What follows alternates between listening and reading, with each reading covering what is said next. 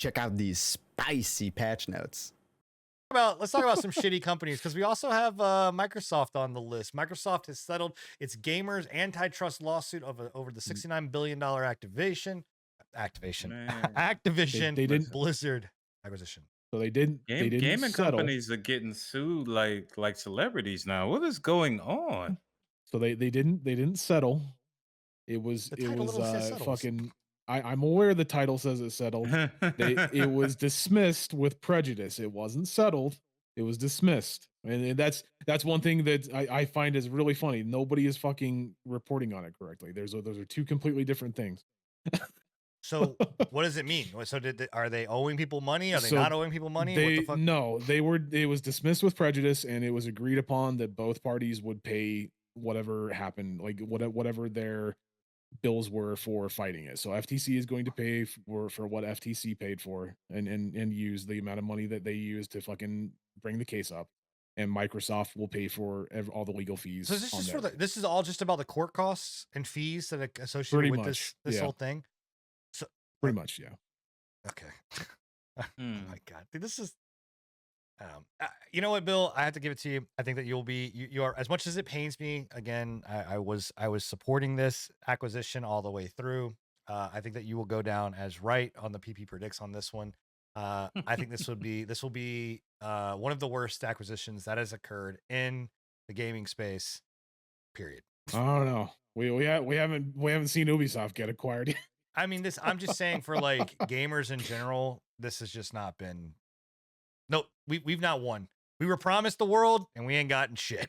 So yeah.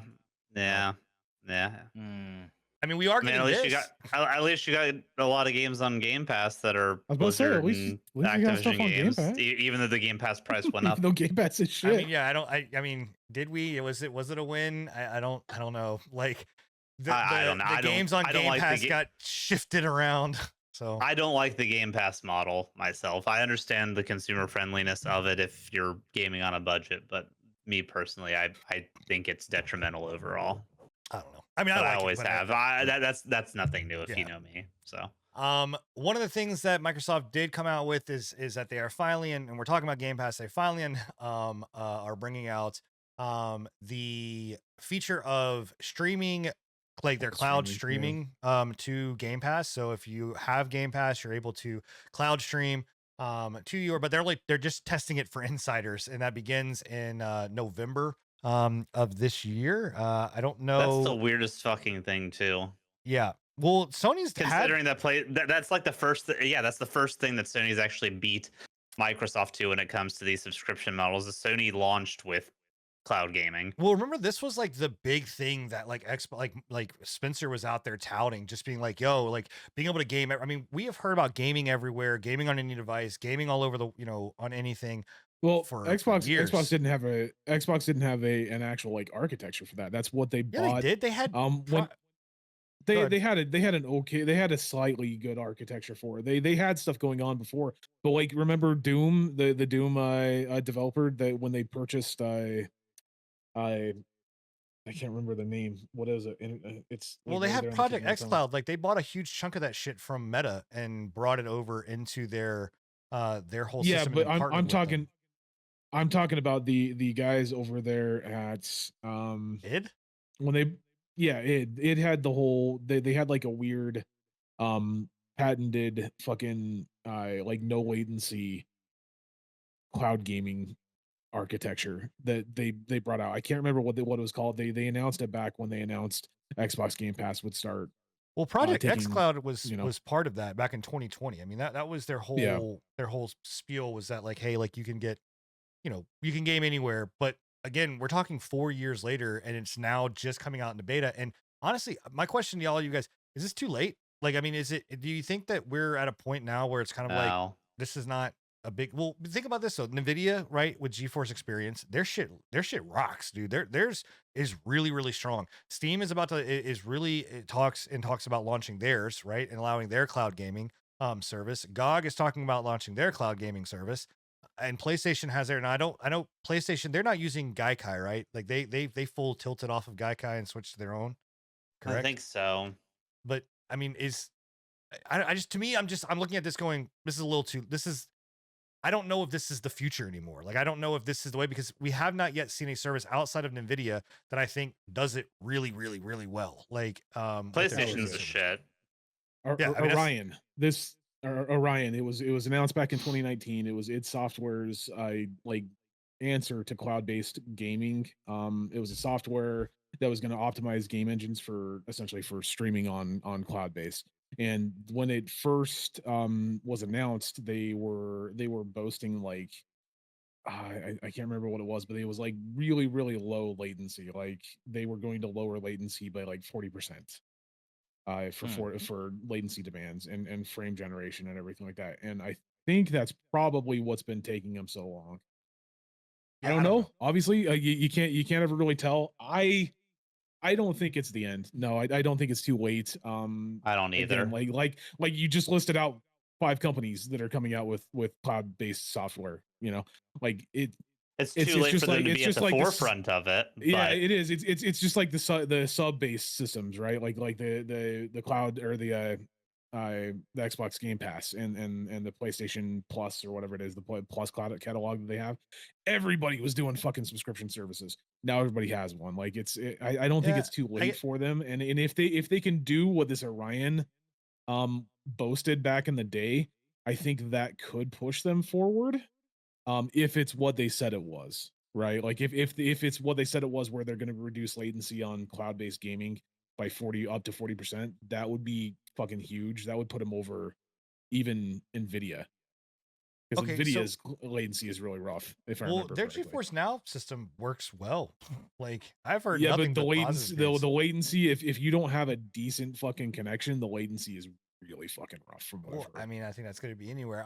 Here's my last question with this, right? Is that, would you guys, if this comes out and it works, right? And let's say, I don't know, PlayStation gets their shit together or whatever, and the cloud-based systems are working. Would this be a way that you would want to play, or would you still rather want to go to like a Steam Deck or a ROG Ally or ROG Ally X or like a Switch? What I mean, honestly, it would be. Go ahead. Sorry. No, go ahead. I feel like I would stick to a Switch or a Steam Deck. Like for me, I'm not trying to say that this isn't something that isn't convenient. It's a convenient thing, but at the same time, for me, I'd rather either have my own game. Then again, most of the stuff now they're telling you don't even actually own it if it's digital. But that's a discussion for another time. Yeah, we'll talk about it a little bit later on the cast. But I get the convenience, but nah, for me, it's a no. I'd rather just have the like you said, the Steam Deck or and it'll be my library or the Switch. Yeah, I hope that the cloud gaming thing stays niche, just because I could see gaming companies and publishers and stuff like that like going the next step. Like, okay, digital's out, you can only access gaming through cloud now because we don't want to give you any rights to it. You literally have to stream it off of our servers so we can shut it down whenever. Like, that would be like, so you're saying basically gaming apocalypse, like gamer doomsday. So you're basically saying that they would go a step further to say you're not ever going to act. You're not even purchasing the rights to play the game. You're never going to see the files, bro. You're just going to basically pay a subscription fee to have access into the game. I could see some publishers doing that. Is. Yeah, in a sense, because you don't really can't download it. Because like GeForce requires you to buy, and then it heavily limits your access to it. GeForce Now requires you to buy the game, and then you are part of their free service or their free tier subscription can stream it via GeForce Now, but you have to purchase it, I believe, on GeForce's like system. I thought GeForce it just had a library for you to just go into and actually play those games. They have a free library, if I remember correctly. Like they have an open library once you have it, but like you can actually purchase games from it, if I remember correctly, and stream those that aren't on their specific library, if I remember correctly. So sorry, go ahead. I'm just looking at GeForce Now. I'm trying to understand. Yeah, that just. You're paying for a game that you, even if you download it without actually being in GeForce, you could never play, correct? Well, so No. so here it is. It's go. So they give you the option. It's it's kind no of like how different from Steam, PlayStation does if you're thinking their about that, remote but play. Like you can cloud stream it from uh, like you can either download it, or if you wanted to play it on a remote device, you can cloud stream it to that device. But you have to have digitally purchased it through NVIDIA. Right. okay. So you have to select your Yeah. membership. I'm at their site right now. So you select your membership with what you want to go. You can do paid membership to GeForce Now, get you higher resolution, higher frame rates. So that's hilarious. I mean, I knew it was I knew it was I knew it was there. I knew it existed, but it's just funny to read that being like, oh, we're gonna fucking take your frame rate away from you. You don't get the frame rate Yeah. that you want. Yeah. They also have real-time ray tracing is in the paid membership benefits, faster access to the network, extended game session links, so play for hours without interruption. Run that back. Faster access to the network, right? Yeah. So you're paying Yeah. for tiers of being able. Yep. Listen, you see what you just did. Basically, at this point, if there's too many people trying to utilize the server at that point, now I'm screwed out of playing my game. Fuck no, absolutely. You won't be screwed out of it. There will be a pop-up that says, "Hey, we Yeah, noticed you're in the some queue." pretty bad latency. You can pay a little extra, and we'll give you a priority queue for the next hour." Here's the Like, here's the thing that I find funny is that you guys didn't even hit on is extended game session links. Play for hours without interruption. yeah. So No, it's Yeah. fucked up, man. And then you have the free membership, which gives you, it's basically, what I love about this is how they explain it to gamers is it says basic rig. So like they're basically being like, yo, you get the free version, but you're gonna get the basic bitch rig model. Like you're gonna get the dusty ass PC. Standard access, 1 hour. So you only get 1 hour game session. And there's ads. If you even go for their premium pricing, and there's ads. If you go to the premium pricing, which is $99 for 6 months or $20 a month, that is their highest tier that they offer. There's a middle tier that is $10 a month. Their highest tier pricing gives you a RTX 4080 style rig with RTX on, exclusive to RTX 4080 servers, an 8-hour session length. So you can game for 8 hours, up to 4K, up to 240 FPS, and no ads.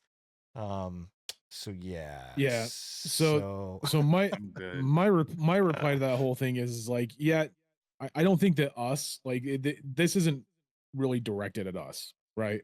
Like we have rigs. I have a rig that I would rather play on. You have a rig that you would rather play on.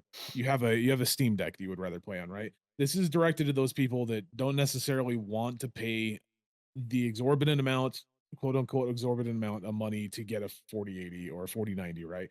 And again, if they can get this Orion shit up and running, again, this is entirely on if they can actually do what they're fucking saying that they want to do. Because like I've been reading over this whole article that they posted in 2019. Id Software is promising Orion will deliver twitchy gameplay with imperceptible latency. Bullshit. Orion players can live as far away from the data center as possible and still be able to stream Doom and other FPS style games 60 FPS with 4K resolution with imperceptible latency. Bethesda director, publisher, games. Hey, Bill, what's your thoughts just on like imperceptible 30 FPS, right? Imperceptible 60 FPS. That's what they're shooting for. 60 FPS, 4K resolution.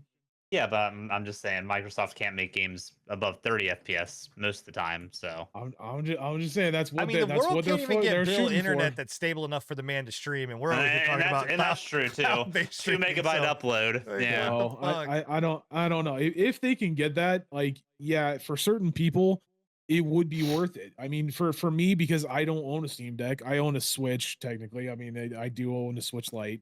And yeah, I could play on that. I could play games on that. It's not something that I play on. I mean, it gathers dust, honestly. I think you'd actually like having a Steam Deck, bro. I probably would. I don't go anywhere though. Like if I'm playing a game, I'm already at home, right? If I'm going somewhere, what about when you're on the shitter? Just jailbreak your Switch. You know, stick it to Nintendo. It is what it is. There you go. So it's one of those situations of like, I don't know. All right. I can see the good sides of it, but I can also see the bad sides of it, like you guys are saying. I see it as a very slippery slope. It definitely 100%.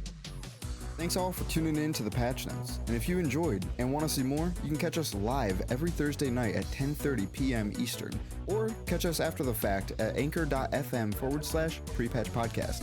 See you next time.